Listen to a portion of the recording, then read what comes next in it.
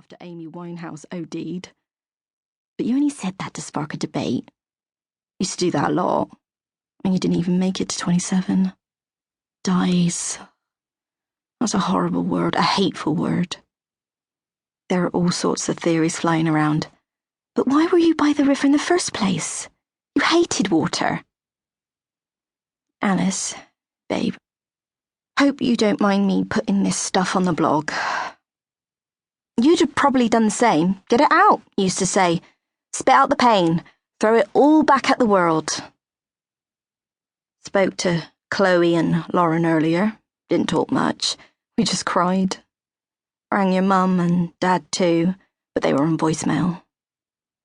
We all have to be strong for them now. Your lovely dad, with his mad sweaters, and that way he has of saying, "Ow, is?" Pausing between the ow and the yes, as if asking a question. And your mum, your gorgeous mum, a one-woman dynamo, who you're an absolute spitting image of and take after in so many ways. But you won't take after anyone anymore. It stopped. You have. A line's been drawn under you. The last page in your book. And there's a huge hole where you and that laugh and that awful taste in music and those outrageous leggings should be. I've just rung your mobile because I wanted to hear your voice. Not here, obviously. Would love to talk to you though, so please leave me a lovely message and we'll chat very soon. My mum's come in and said we have to remember the good times because that's how people live on. I looked over her shoulder at the rusty swing. There's a giraffe in the garden, I said. She must have thought I was mad. A light has gone out. Love you, Alice Palace. Article in Anthropology à la mode, August 2013.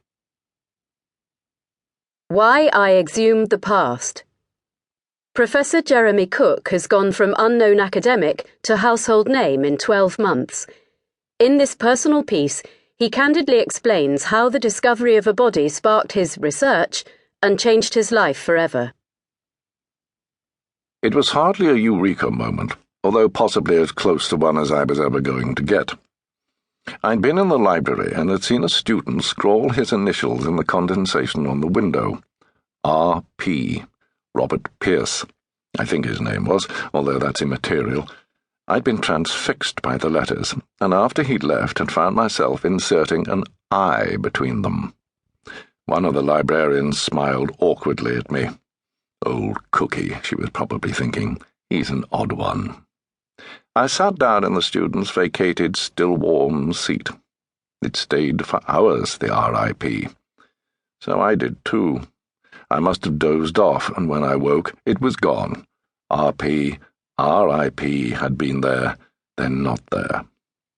That was when it struck me. How each of us does this every day, leaves a trail, an imprint, a mark, our mark.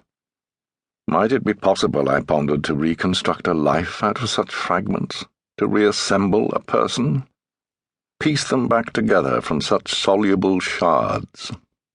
Because I had the perfect opportunity, a life, actually a death, on my very own doorstep, there, right under my nose. Alice Salmon. It was definitely, to use the modern parlance, a moment. Seeing that geographer finger his initials in the condensation and feeling the quick, unfamiliar, arresting joy of a new idea. It had been a few days earlier that Alice, as one account euphemistically put it, went in the water. It had been, a coroner was later to conclude, between midnight and 2 a.m. on the 5th of February 2012.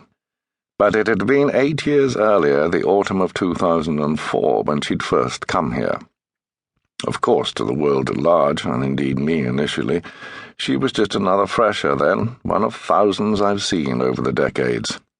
I recall spotting her a few times early in that term. Tallish, long hair, striking. Much has inevitably recently been made of our connection, but regardless of that, she was perfect for my purposes on so many levels.